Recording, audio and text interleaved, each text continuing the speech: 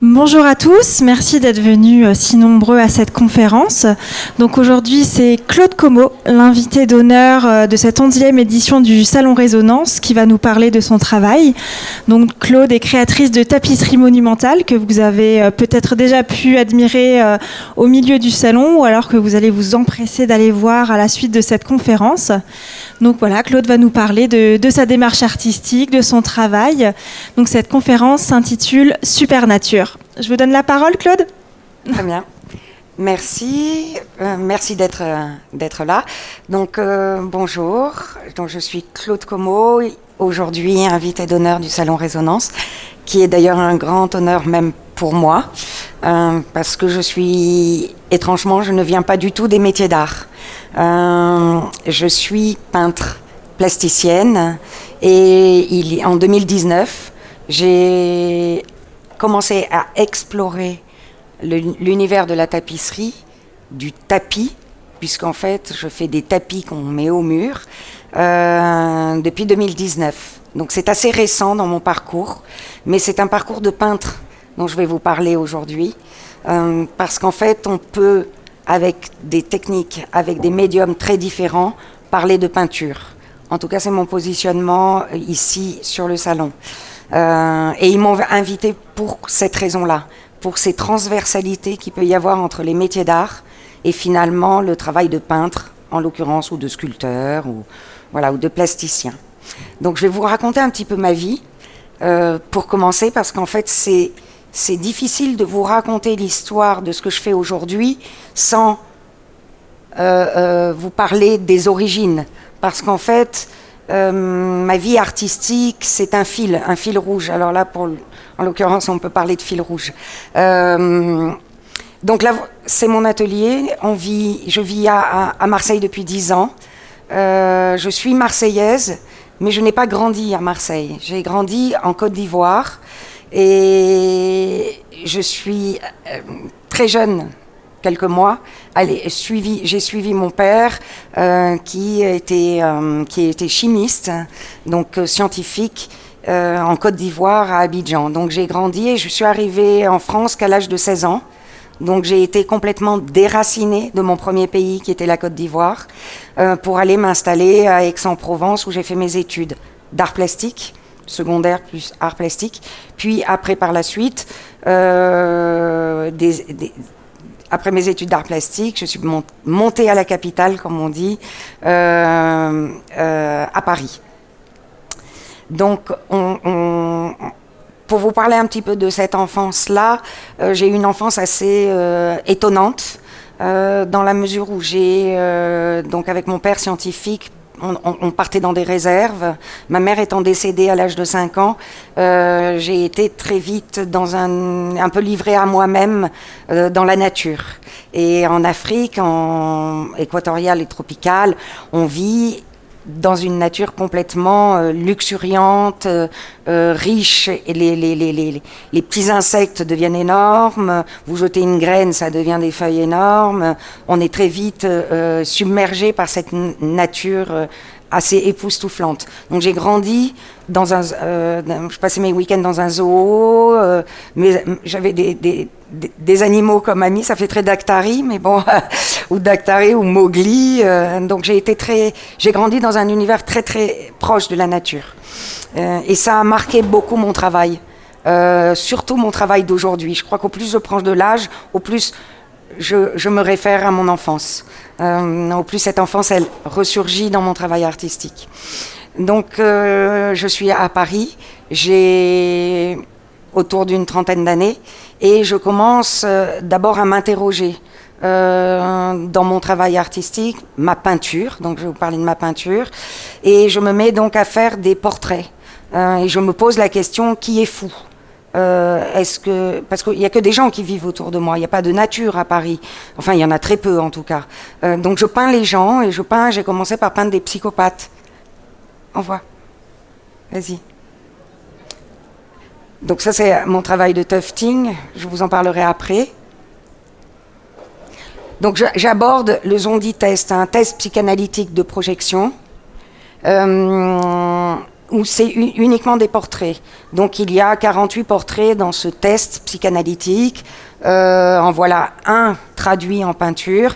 Donc il y a 48 photos. Sur ces 48 photos-là, je vais me mettre à les faire une fois, puis 2 fois les 48, puis 3 fois, toujours insatisfaite. Je recommence 4 fois, 5 fois, 6 fois, en changeant de format.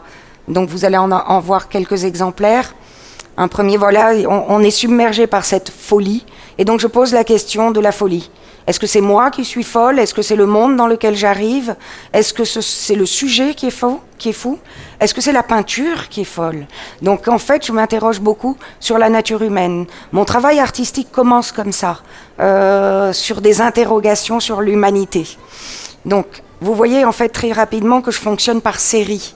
Et je suis beaucoup dans le nombre, dans la prolifération.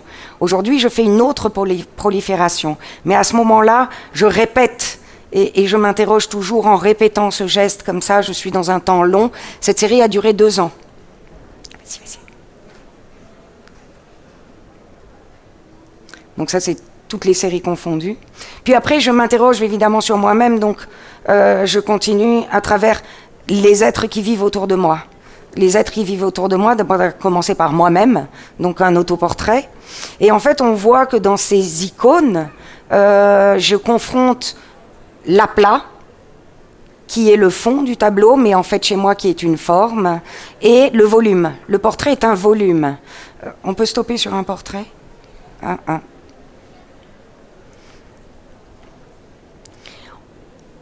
Donc c'est mon atelier à cette époque. Donc vous voyez que cet aplat va renvoyer une forme, cette forme en volume va jaillir d'autant plus.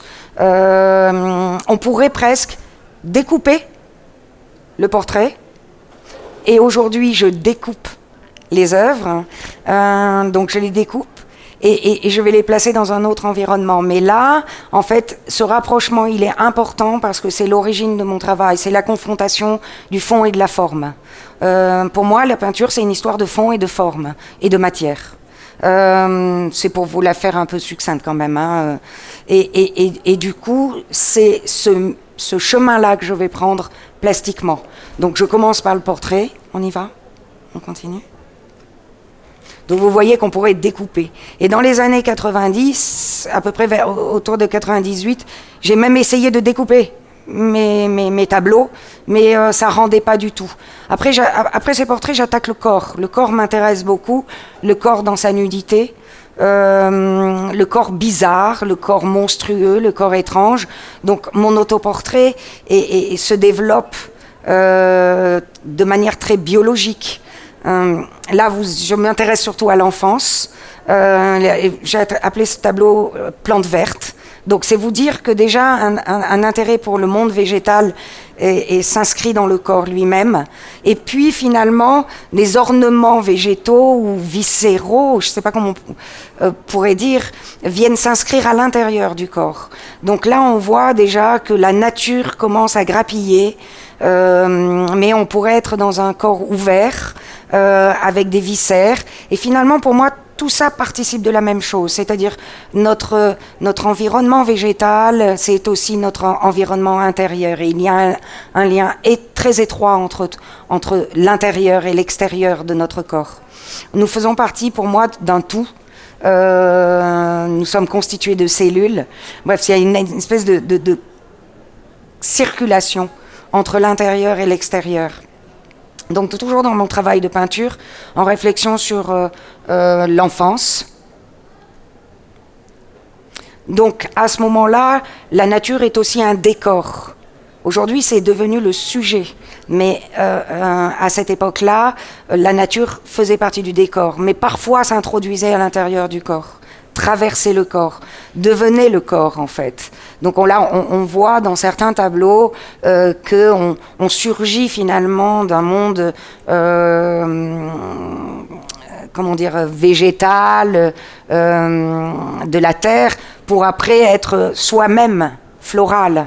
Donc il y a vraiment une interpénétration de cet univers végétal. Donc on voit un grand intérêt pour des racines. Je m'intéresse beaucoup au monde des racines parce que j'ai été moi-même déracinée. dans mon histoire. Et ce déracinement a été un des moteurs, un des éléments essentiels du développement de mon travail. Les trophées de la peinture, oui, on peut continuer. On va aller, on traverse, là on arrive en 2005. Donc on voit mes références aussi à l'histoire de l'art, donc à la picturalité, à la peinture, à mon iconographie. Donc je vais au Louvre, je vais capturer, alors là pour le coup comme un cannibale, je vais capturer les modèles de mes maîtres que j'admire énormément et je les ingurgite et je les recrache dans ma propre peinture. Donc vous voyez qu'en fait à travers le portrait, je m'attribue, je m'accapare l'histoire de l'art.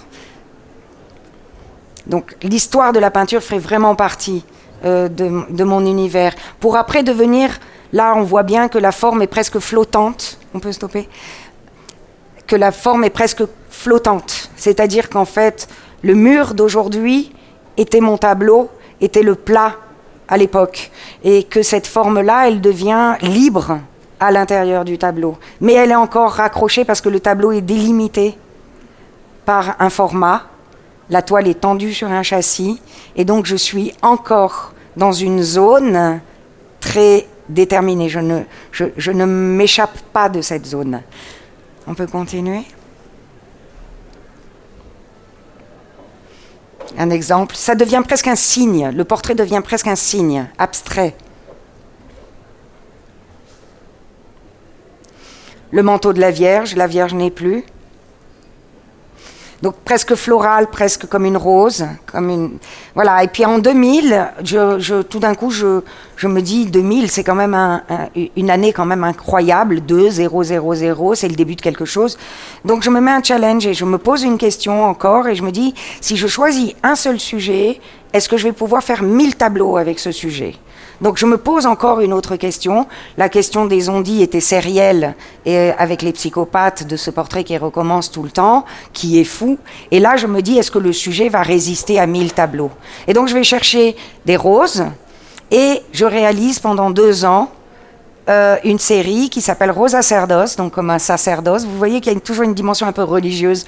Je dirais pas religieuse mais spirituelle dans mon travail. Il y a des associations comme ça, d'un chemin plutôt spirituel. On peut stopper. Et donc, je mets en place un processus, mais 1000 tableaux, c'est quand même beaucoup. Est-ce que je vais résister ? Est-ce que ma créativité va résister ? Parce que les faire toutes les mêmes, ça ne m'intéresse pas du tout. Il faut qu'elles soient toutes différentes. Je vais donc expérimenter, je vais scanner la peinture, je vais la tirer, je vais mettre plus d'essence, je vais mettre plus d'huile. Donc je vais essayer de voir quelles sont les étendues possibles que la peinture me propose sur ce sujet. Donc je mets en place un processus, un protocole, et je me dis, pour en faire 1000, il va falloir que tu enchaînes. Donc tu vas mettre en place un système où je vais partir du centre du tableau, du centre supérieur, et je vais développer pétale après pétale. Donc un pétale emmène un autre pétale. Le principe du cadavreski. Je ne sais pas si vous connaissez le cadavreski. C'est le principe des surréalistes où vous faites un mot, puis un autre mot, puis un autre mot, puis ça fait des phrases. Il y a même des jeux comme ça où on s'amuse à se passer et après on découvre la phrase qui est complètement absurde, très surréaliste. Donc en fait, je mets en place ça, ce qui était déjà assez... C'était un peu ma manière de peindre le portrait. En fait, de manière classique, dans le portrait, normalement, on établit d'abord la forme globale du visage, et puis on va fractionner ce visage en proportions, et on va placer les yeux, le nez, la bouche, et après, petit à petit, on va être de plus en plus précis. Eh bien, moi, je ne suis pas du tout comme ça. Je n'ai jamais travaillé comme ça. En fait, j'ai travaillé comme... un petit peu comme les enfants pourraient le faire, c'est-à-dire je fais un œil, puis après un autre œil, puis après le nez, puis après la bouche. Et c'est vrai que du coup, dans mes proportions, c'est un peu bizarre. Il se passe des choses un peu étranges. Et puis je finis finalement par l'ovale du visage, et puis après, finalement, je peins le fond. Mais en fait, le fond n'est pas le fond, c'est une forme. Et c'est la dernière forme. Donc en fait, je mets en place un procédé. Ça se fait très naturellement. Et Et je pense que dans la vie, on fonctionne un peu comme ça, c'est-à-dire, enfin en tout cas moi, je sais pas vous, mais c'est-à-dire qu'en fait, je fonctionne de cause à effet. Je fais quelque chose, je vais dans une direction, puis cette direction, je vais aller à ce moment-là, et puis après, je vais à un autre moment, puis à un autre moment, j'avance comme ça, en fait, dans la vie. J'ai pas une vision globale de ma vie, pas du tout. C'est une étape qui m'amène à une autre étape, et ainsi de suite. Donc, en fait, je procède comme ça quand je travaille. Et je procède encore comme ça quand je fais du tufting. Tout à fait. Et en fait, du coup, dans les roses, je vais faire un pétale amène un autre pétale, puis un autre. Et donc, je mets en place cette idée de ne jamais revenir sur la forme. Pas de repenti possible, pas de rejet possible. Fleur commencée, fleur terminée, inscrite dans la série avec un numéro. Donc, c'est comme si j'étais en haut d'une montagne, que j'avais tendu un fil pour aller sur l'autre montagne. J'ai une barre et je vais traverser. Je ne peux pas reculer. Si je recule, je tombe. Donc, j'avance comme ça pour aller de l'autre côté. À la prochaine étape. Eh bien, je construis mes œuvres de cette manière-là. Donc, pendant ce moment-là, je vais traverser plein d'émotions différentes. À un moment donné, au début, je commence à me dire « Oh mon Dieu, mais c'est horrible, mais ça va être nul. J'ai très envie de jeter à la poubelle ce que je viens de faire. » Je dis « Mais non, tu continues, avance, avance. » Et donc, je continue. Ça penche à droite, le prochain pétale va essayer de rééquilibrer la forme, et ainsi de suite.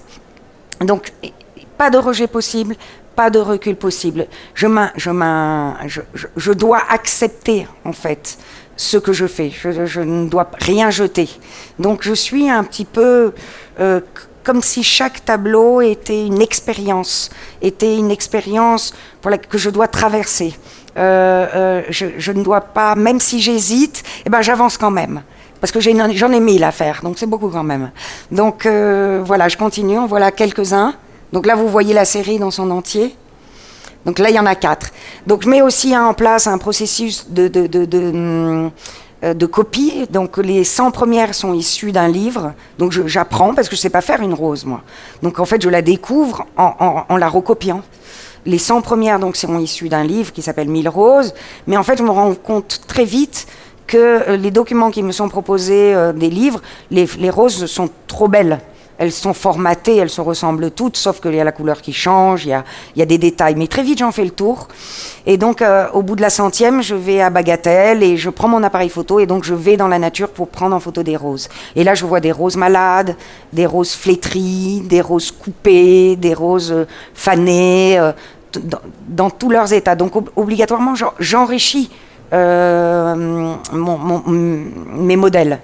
Et puis, finalement, au bout de la 700e, je me dis, je vais lâcher le référent. Et je vais garder en mémoire ce processus de un pétale en amène un autre, cet enfouissement comme ça, ce développement, cette construction. Je vais virer le référent et du coup, je suis un peu en zone libre, ce que j'appelle en zone libre. Donc, les numéros au dos des tableaux dénotent en fait du procédé et de l'avancement de mon projet. Donc ça a été présenté en 2004 dans une serre, on m'a proposé, ça s'appelle Rosa Cerdos, peinture mise en serre. Donc je joue un petit peu avec la question du vivant et de la nature. Donc aujourd'hui, je mets plus en serre, je fais carrément du vivant sur les murs avec mes œuvres touffetées. Et donc on me propose de faire une installation dans une serre au parc de Saint-Cloud. Et là, donc je construis un cube et je mets ces 1000 tableaux et on ne peut les voir que de l'extérieur. On ne peut pas rentrer à l'intérieur, tout est vitré, donc tous les tableaux circulent tout autour. Et puis ma vie change. Donc ça, pour vous dire que c'est un peu autobiographique, je décide d'aller m'installer à Marseille. Et finalement, ma famille était de Marseille. J'avais jamais vraiment vécu à Marseille. Donc, je vais m'installer à Marseille en 2012. Dans l'année 2012. Donc, je quitte Paris. Et là, tout d'un coup, je découvre... je suis confrontée à, géographiquement, je suis entre Paris et Marseille. Et entre Paris et Marseille, c'est mouvementé, ma vie est mouvementée. Je ne sais plus où j'habite, je ne sais plus où je suis. Donc, qu'est-ce qui m'intéresse? C'est les cataclysmes. C'est les tempêtes, c'est la terre qui brûle, c'est la terre qui s'enflamme, c'est la terre qui parle. Et du coup, les tempêtes deviennent mon sujet à ce moment-là. Donc au début, je traite les tempêtes avec le petit pinceau, comme je traitais les portraits. Donc vous voyez toujours la présence du fond, la forme qui se découpe encore, comme un signe là. Et petit à petit, arrivé à Marseille, tout d'un coup, ma peinture explose. Et je me dis, mais je ne peux pas faire une tempête avec un pinceau 3 poils.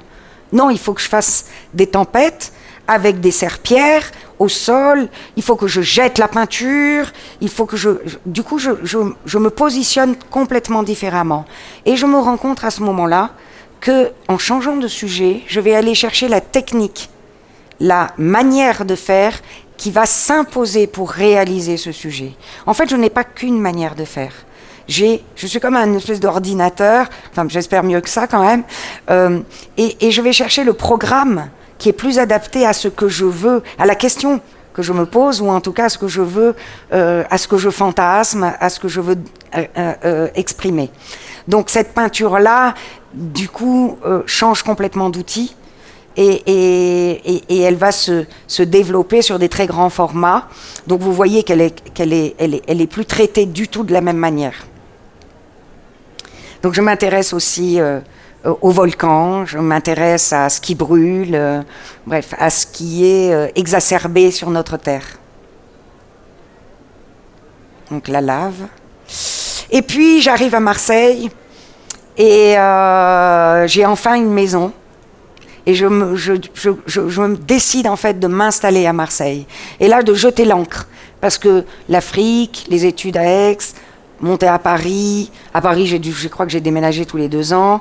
Là, enfin, j'arrive à Marseille, je découvre la ligne d'horizon et surtout, j'ai une maison. Donc, je jette l'encre et du coup, ça devient un sujet dans mon travail. Mais ce sujet a été nourri par cette manière de faire les cataclysmes et du coup, mon travail sur les maisons, du coup, se retrouve enrichi et j'explore du coup d'autres techniques, du dessin, je mélange les techniques, je mets de la résine sur mes tableaux, j'explore des matériaux très très différents. Là, c'est sur de la résine, c'est pour ça que c'est un peu flou, très difficile à photographier la résine. Donc toujours avec ces idées de maisons abandonnées, de maisons qui brûlent, mais aussi de hangars. Et étrangement, j'ai le désir de faire sortir ces maisons de mes tableaux. Et en les faisant sortir, je me dis, mais comment je vais les faire sortir? Je veux les matérialiser. Et du coup, je m'attaque à la céramique. Et voilà. Et donc là, vous voyez que finalement, ces maisons sont sorties par l'intermédiaire de la céramique. Je me mets à construire en volume des maisons. Donc j'ai toujours ce rapport, cette dualité entre la 2 dimensions et la 3 dimensions. En fait, cette 3 dimensions, moi je pense que je ne suis pas sculpteur. Je pense que je suis peintre qui essaye désespérément de sortir de la peinture. C'est un fantasme. Donc à chaque fois, je trouve la sculpture, et là je trouve encore autre chose, je vous en parlais tout à l'heure. Donc j'ai toujours ce rapport entre ces 2 dimensions et m'échapper de cette 2e dimension. Donc je les appelle colonies. Elles vont coloniser. Donc ça, c'est des maisons lianes. Donc avec cette référence toujours aux racines que vous avez vues dans mes tableaux auparavant, sous forme de maison cette fois-ci. Et puis cette ligne d'horizon. À Marseille, tout d'un coup, il y a la mer, c'est la ligne d'horizon, c'est l'immensité. Et là, j'aborde une série de paysages avec des lignes d'horizon. Auparavant, je fais un petit retour en arrière, on peut stopper, où le paysage, à un moment donné, en 2005, ça c'est en 2005, ça c'est un peu avant, 2002, et qui se rapproche un petit peu de la manière de construire des roses, dont je vous parlais en Rosa Cerdos. Et donc le paysage est encore avec ce pinceau 3 poils, donc c'est un petit peu un retour en arrière.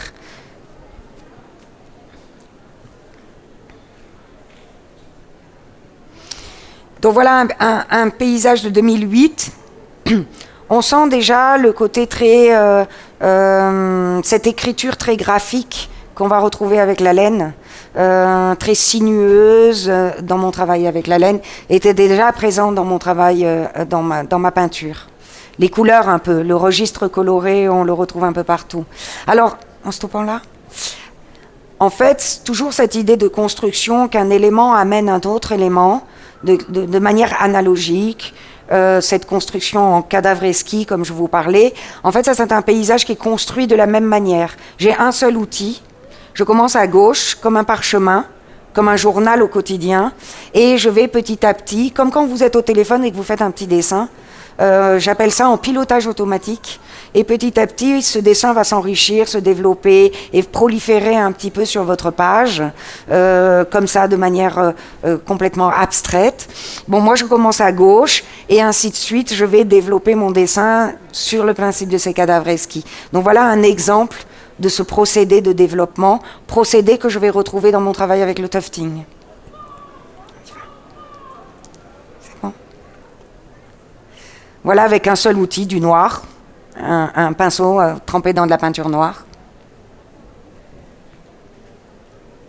Ces lignes d'horizon dont je vous parle, avec la fluidité de la matière, où je me sers de serpillère, où je travaille au sol, puis après je remonte le tableau, puis après je l'efface. Enfin, je suis dans quelque chose de très physique dans mon rapport à la peinture. Et c'est le paysage qui va induire ça. C'est l'immensité du paysage, parce que pour moi, un paysage, c'est quelque chose qui nous enveloppe, qui m'enveloppe en tout cas, et cette ligne d'horizon, cette étendue, je la traite de cette manière-là.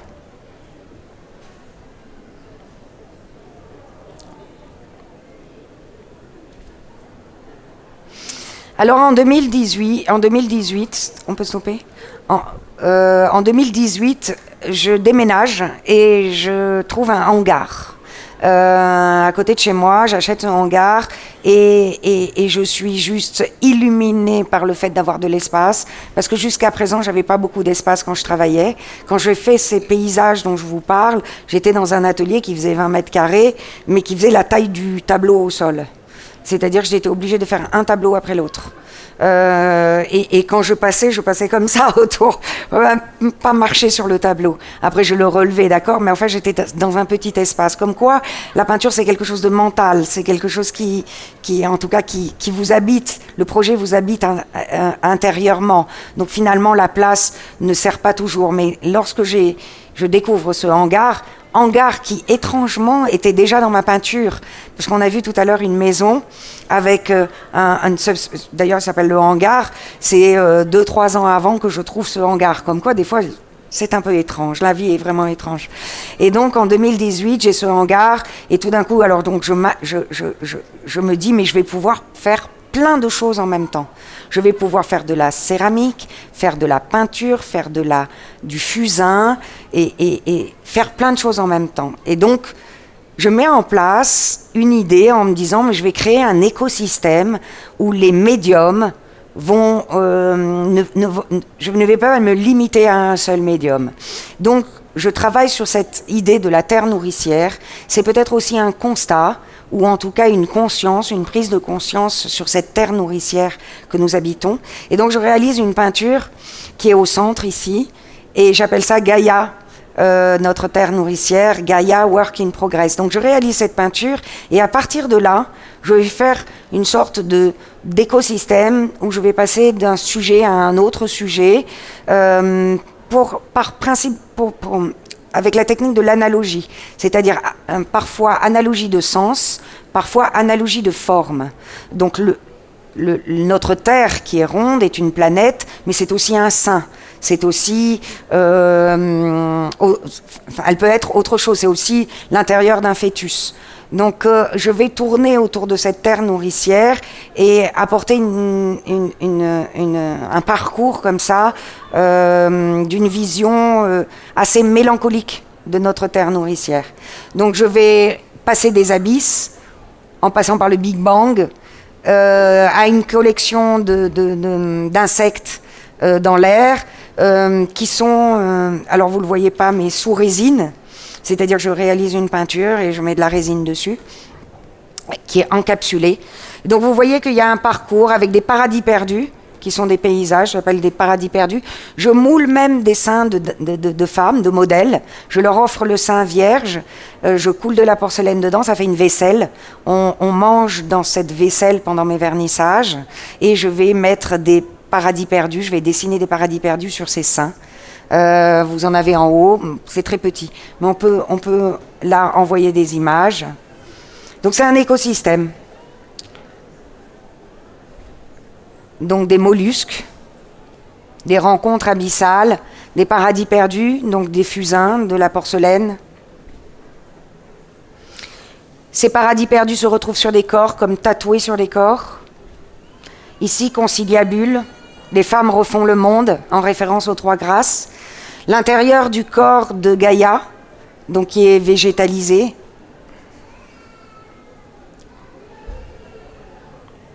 Voilà les seins dont je vous parlais, qui est une sorte de vaisselle.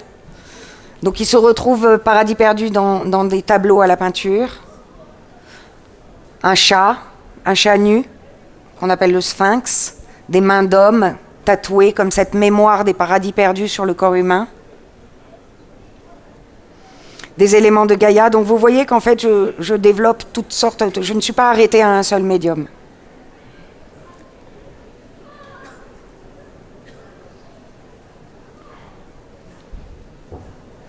Planètes, des planètes. Mes oiseaux sont presque des végétaux. Céramique, toujours. Voilà des exemples d'expositions. J'aime bien dans ces expositions, mais je présentais plusieurs médiums. Et puis Supernature. Alors là, on arrive au sujet pour lequel je suis là. Tout d'un coup, après ce constat assez mélancolique de la Terre, j'ai une espèce de pulsion comme ça, et des désirs de proliférer dans l'espace. Et finalement, mon hangar, qui était assez grand, ne me suffit plus. Et tout d'un coup, je veux sortir du tableau, je veux sortir des limites du tableau, et je me dis, mais comment je vais faire pour proliférer un partout? Il faut que je trouve un moyen. Et là, je rencontre la tapisserie. Et cette tapisserie-là, je me dis, mais moi, je couds pas. Je fais pas de la couture, je suis incapable de tenir une aiguille, je suis très mauvaise dans ce domaine, et je n'ai surtout pas la patience. Il faut que ça aille vite. Et donc, je me mets à regarder du côté de la tapisserie, je tape sur Internet, et je vois tapis, et puis je vois toufteuse. Je vois hand tufting machine. Et je fais waouh, avec des exemples. Et je vois qu'en Inde, ils font des tapis à la main avec ça. Et je vois que ça va vite. Et je me dis waouh, mais il me faut absolument cette machine. Et je vais pouvoir découper ma peinture, mais découper ma peinture touffetée, évidemment. Donc j'achète cette machine et là je pars. Et là je me dis waouh, les possibilités que cela me propose, c'est illimité. Et donc, vous voyez qu'en fait, en 2023, je suis toujours avec cette technique parce que je n'ai pas fini d'explorer cet outil. C'est surtout la laine qu'on utilise pour ça. Donc, évidemment, moi, je suis un peu comme un enfant dans un magasin de bonbons. Quand je rentre dans un magasin de laine, je suis complètement hystérique. Il me faut ça. Je dévalise les rayons. On me dit, bah, dis donc, vous faites beaucoup de pulls au vert, hein, madame. Mais voilà, il y a une espèce de gourmandise de matière. Et ce qui m'intéresse, c'est de ne pas acheter la même laine. Je ne vais pas acheter 10 kilos de bleu. Voilà, ce que j'aime, c'est les interférences entre les laines, c'est les qualités de laine, c'est la laine velours, c'est la laine qui soit rêche, la laine qui est douce, c'est le fil brillant, le fil nacré, et je vais tout passer dans la machine. Dès que ça passe dans la machine, c'est pour moi. Donc, et là, je me mets à construire sur un châssis, et on a étape après étape. Donc je vous explique là techniquement. Donc voilà des exemples d'œuvres que j'ai réalisées qui sont de 2020 et 2020. Et là, il y a quelque chose qui se passe qui est de l'ordre de la régénérescence par rapport à cette vision de la Terre que j'avais. Donc les déracinés, qui est un sujet assez cher à mon cœur, donc en dessin, se manifeste comme ça. Donc en fait, évidemment, pour moi, il n'y a qu'un pas pour la réaliser en tufting, avec des éléments comme ça, divers et variés. Vous voyez qu'en fait, la relation qu'il y a entre le dessin et l'œuvre touffetée, et là, je n'ai plus de cadre, je n'ai plus de limite. Et du coup, je peux envahir le monde. Ma toile est interminable. C'est un work in progress. C'est une œuvre qui n'a pas de limite dans le temps, mais qui n'a pas de limite en soi, qui peut se régénérer comme un jardin.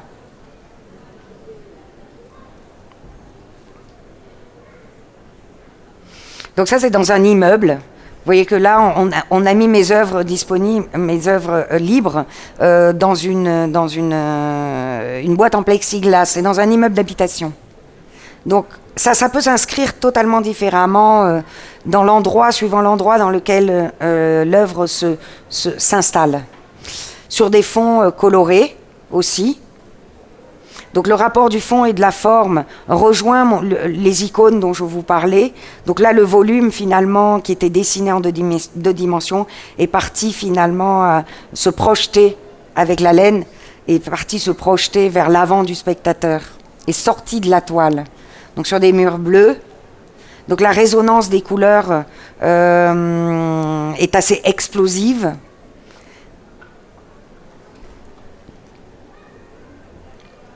Alors là, étape après étape. Donc c'est pour vous expliquer un petit peu comment les choses se passent. Donc avec de la laine, donc là vous voyez en fait qu'au début j'ai une toile tendue sur un châssis, qui est une toile en polyester assez dure. J'ai cette machine qui est assez lourde, qui fait 3,3 kg, que j'ai accrochée avec une balance pour que ça soit un peu plus léger. Au début, je pensais que j'allais pouvoir me passer de balance, mais en fait, très vite, mon corps me l'a interdit. Donc, il a fallu que j'achète le matériel nécessaire. Pour pouvoir faire des canettes de laine, j'ai démonté, je voulais un truc électrique, donc j'ai démonté un ventilateur pour pouvoir mettre mes canettes et pour pouvoir faire tourner la laine. Voilà. Donc j'invente plein de choses, je construis mon cadre.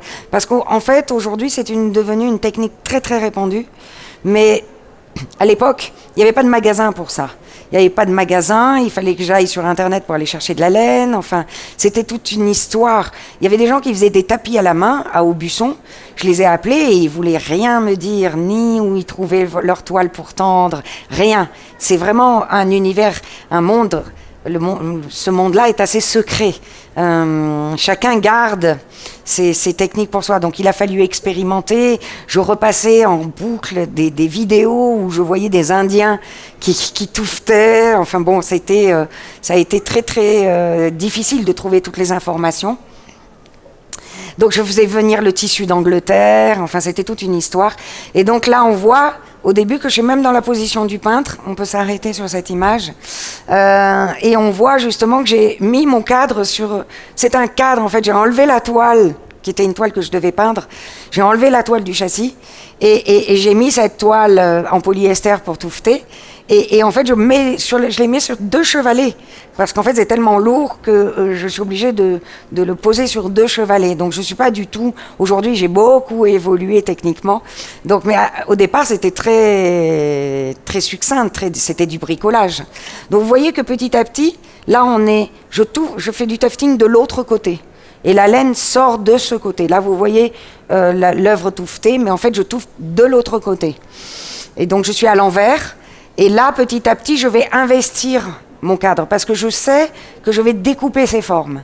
Donc, le moindre petit morceau de polyester vierge va me servir à faire ce que j'appelle des cellules, des morceaux qui seront découpés et qui vont enrichir la matrice, c'est-à-dire la forme, la grosse forme, la forme la plus grande. Donc, vous voyez petit à petit, là, vous pouvez y aller. Vous voyez comment, en fait, il y a des morceaux qui viennent s'installer petit à petit, qui se développent. Vous voyez que finalement, je vais investir toute la surface. Et finalement, je crée une famille visuelle, une famille de textures liée à la grande famille, liée, je dirais, à ce que j'appelle la matrice, la forme principale. Au dos, voilà le dos. Et là, le dos est encollé. Donc il y a une colle qui vient se poser pour plaquer les fils. Et nos tapis sont faits comme ça. Il y a une colle au dos de la tapisserie, du tapis, pour pouvoir que ça soit solide, que le fil ne s'arrache pas. Donc j'en colle, et puis après je découpe. Là on voit des trous, j'ai commencé à découper la toile. Découper les morceaux. Donc vous voyez l'installation, le compresseur, vous voyez l'installation au mur, et vous voyez un élément ici découpé, avec tous les trous. Voilà là. C'est bizarre de faire ça, j'ai l'impression d'être Monsieur Météo. Voilà. Donc vous voyez, c'est un peu succinct. Aujourd'hui, c'est pas du tout le cas. Aujourd'hui, je me suis fait faire un vrai cadre qui fait 3,50 m, monté sur roulette. Je suis devenue moderne. Donc le compresseur. La toile de jute, elle est nécessaire pour pouvoir encoller au dos, parce qu'on ne va pas laisser la colle. En fait, c'est quand même des œuvres qui vont se déplacer, qui vont être exposées dans des musées, qui vont être recomposées sur des murs. Donc on doit pouvoir les enlever, les transporter. Il faut que ça soit simple et il faut que ça soit solide. Donc vous voyez, elle est au sol. D'abord, j'installe l'œuvre au sol avant de la monter au mur. Et on a la dernière image, en fait, où on la voit au mur. Et on voit tous les éléments. Et on voit tous les éléments qui viennent se raccorder. Alors,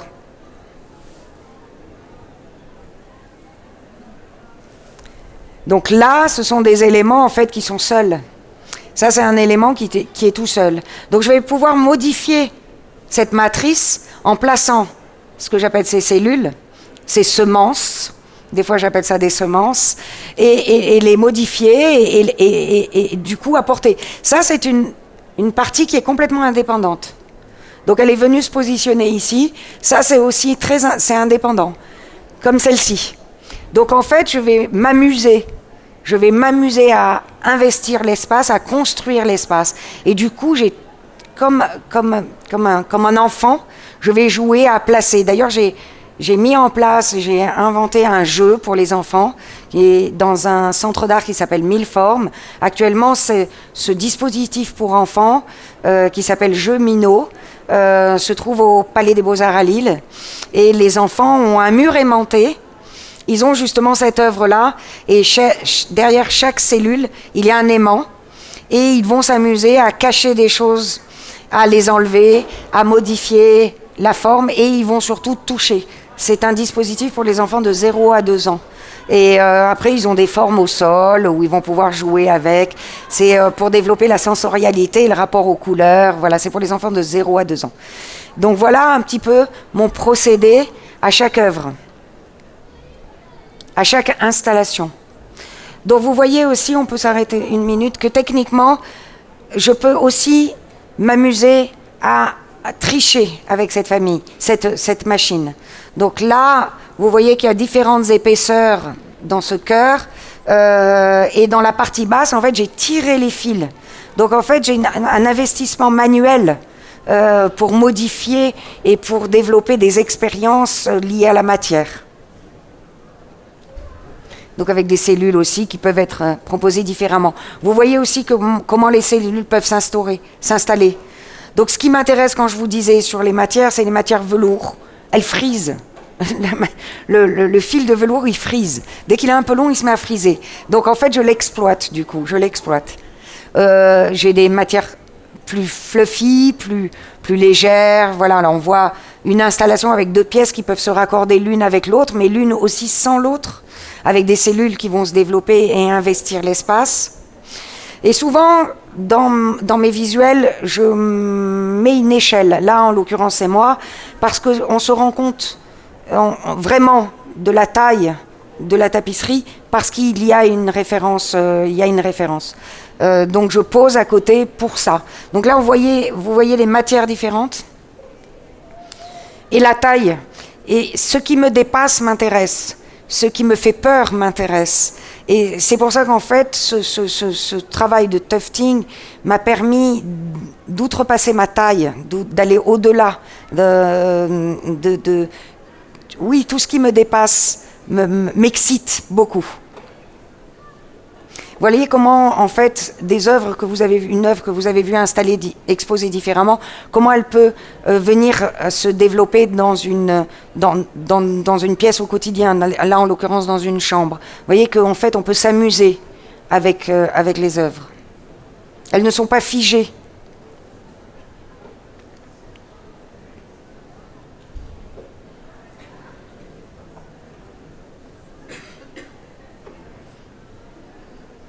Donc là, on peut stopper une seconde. Voilà une œuvre qui a été réalisée Funky Fungus un an auparavant. Et finalement, le musée de Henri Martin à Cahors m'a invité pour une manifestation qui s'appelle Juin Jardin, Cahors Juin Jardin. Et dans le musée, ils m'ont demandé de faire 2 réalisations. Ça s'appelait Germination, le thème. Et donc moi, j'ai fait Sexual Healing. On peut se soigner aussi par le sexe, donc ça les a beaucoup amusés. Et donc j'ai fait un ensemble de spermatozoïdes, enfin de choses qui se développent. Vous voyez que je suis assez proche du monde scientifique, mais sur cette idée de régénérescence que nous offre la nature et de développement. Et voyez comment on peut intégrer une œuvre réalisée auparavant avec des éléments, et en fait on peut jouer, c'est un véritable jeu. Comme une sorte de mosaïque. Donc ça, c'est une œuvre qui est sur le salon. Alors là, on peut stopper 2 secondes. À la machine, on peut intégrer une lame ou pas. En fait, quand on intègre une lame, on fait des tapis, ce qu'on appelle du cut. La lame va couper le fil de laine et on est donc sur la coupe de la laine. Là, vous avez confronté 2 éléments. Donc vous avez, ici, elle est en cut, ici, elle est en boucle. C'est-à-dire j'ai enlevé la lame et le fil est sur la tranche. Donc vous voyez, et suivant la laine, c'est intéressant d'avoir justement cette tranche. Donc je vais adapter ma machine et je vais, en fonction de ce que je veux réaliser aussi, pour avoir des graphismes totalement différents. Vous voyez que je me permets aussi d'investir le sol. Ici, c'est un brisant du rivage. Là, le vin que nous avons trop bu, cette grappe devient une flaque de vin. Cette espèce de monstre-là qui mange le vin, là, mon Dieu, quelle horreur.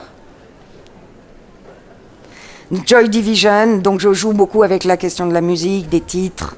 Je parlais avec quelqu'un dernièrement là qui me disait ouais, les titres sont évocateurs souvent, voilà, d'un univers.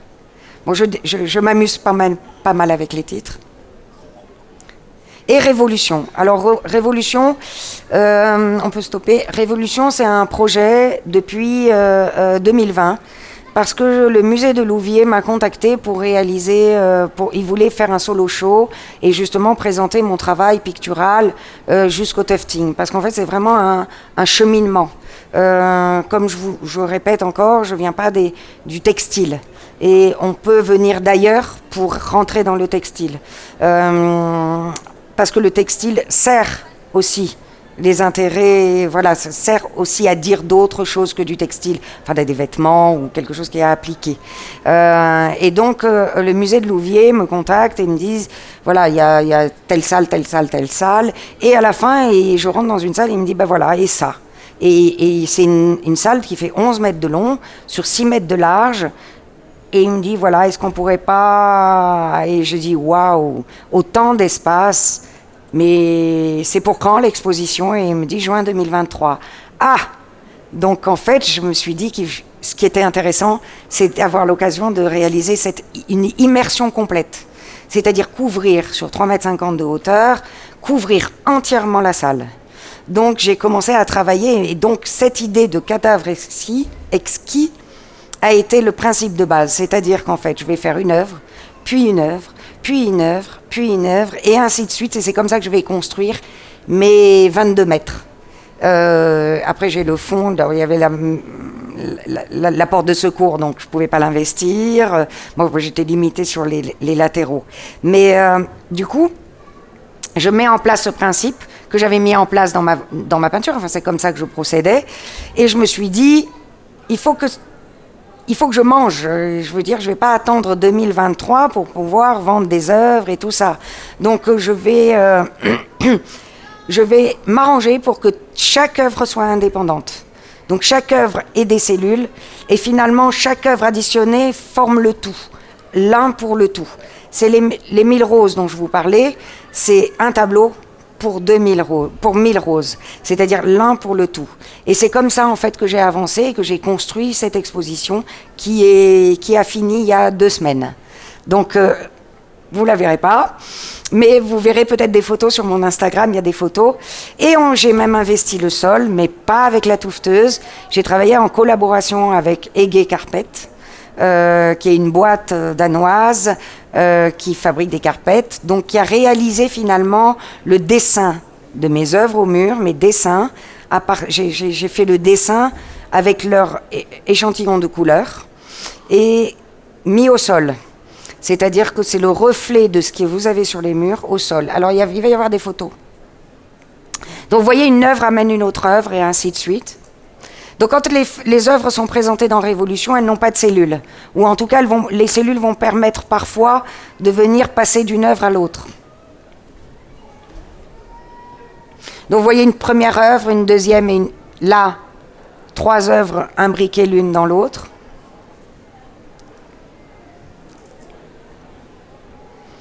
Un exemple d'une œuvre, là, seule, et de voir comment elle se combine dans un ensemble. Donc c'est des morceaux de Révolution. Voir aussi comment une œuvre peut être accrochée dans l'espace. Ça, c'est une œuvre de Révolution qui a été vendue. Donc quand une œuvre est vendue, elle me laisse un espace vierge. Et moi, je fais comme un jardinier. J'ai un espace vierge, je replante une graine et il y a une autre œuvre qui pousse. Donc c'est vraiment quelque chose qui est illimité dans le temps, mais qui est régénérative, qui se régénère avec le temps. Vous voyez comment on peut s'approprier une œuvre et faire le tour d'un mur. Je ne contrôle plus, quand les gens ont acheté une œuvre, je ne contrôle plus la manière dont ils vont l'exposer. Mais c'est amusant de découvrir différemment. Donc un morceau de Révolution.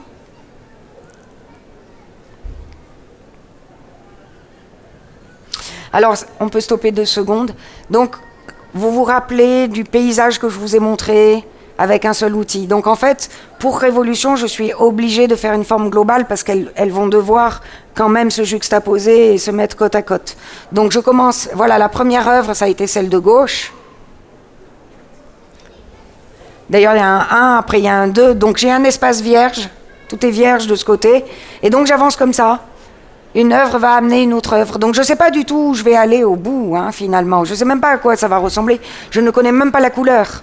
Donc pour le moment, je fais que des formes. J'ai fait une forme et je la réalise tout de suite en tufting. C'est-à-dire qu'en fait, la laine va me guider. Je travaille vraiment dans la couleur.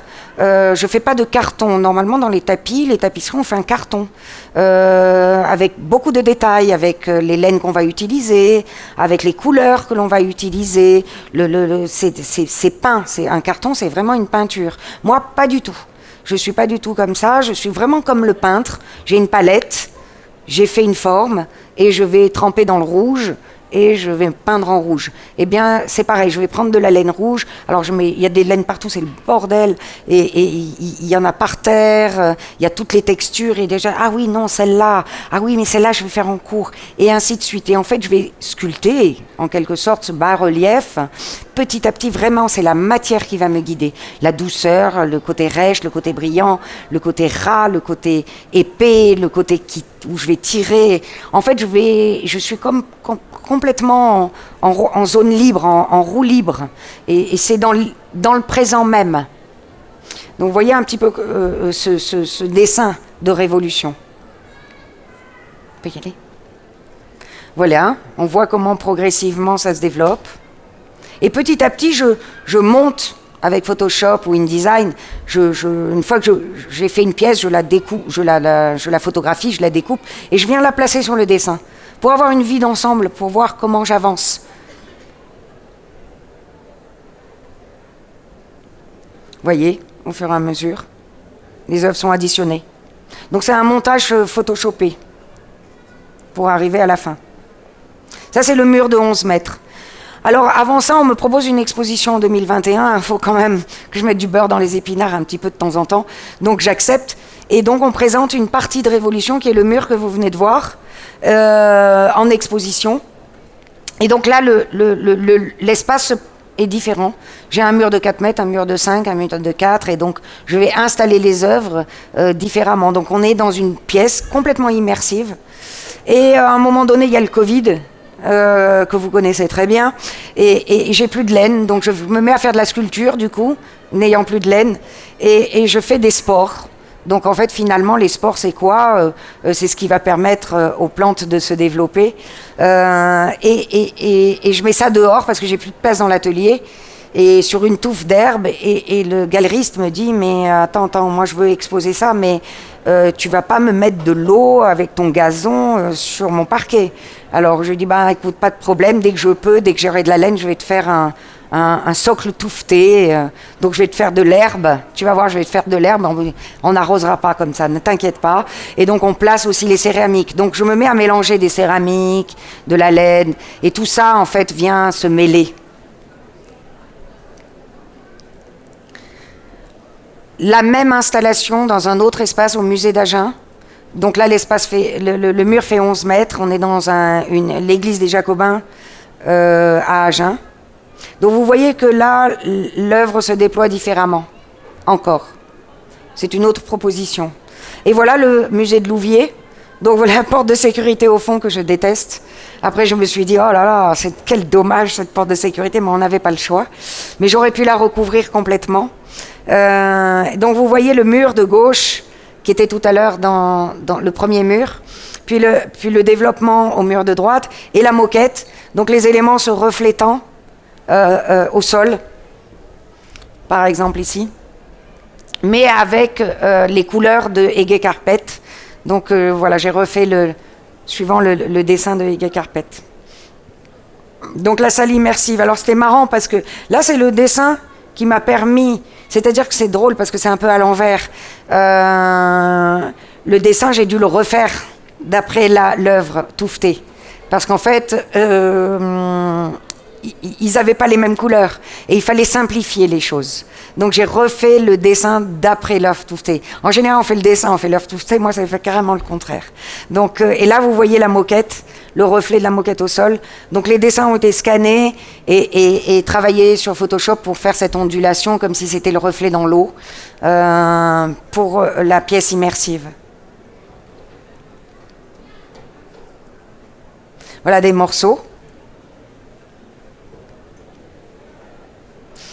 Donc en fait, ça m'a pas suffi. Les plus de 20 mètres, les 20 mètres de Louviers ne m'ont pas suffi. Et on m'a contacté, le centre d'art de Dreux. Bref, il y a une profusion de demandes qui fait que finalement j'ai continué Révolution. Et ça, c'est la suite de Révolution. C'est-à-dire que Louviers c'était terminé, mais on m'en a remis une couche. Donc j'ai continué. Et en fait, je continue encore aujourd'hui. C'est-à-dire que les œuvres que je réalise aujourd'hui s'imbriquent encore dans Révolution. Peut-être que... je ne sais pas combien de temps ça va durer. Donc ça, c'est un morceau de Révolution. Et là, on voit qu'en fait, le mur qui est ici, aujourd'hui, est présenté différemment dans l'atelier. Donc j'y ai inclus le brisant, qui ne faisait pas partie de Révolution, donc que j'ai inclus après, et en fait présenté à Dreux dans un autre, totalement autre espace. Et vous voyez qu'on peut jouer sur la manière dont on va se développer dans l'espace, dans l'architecture.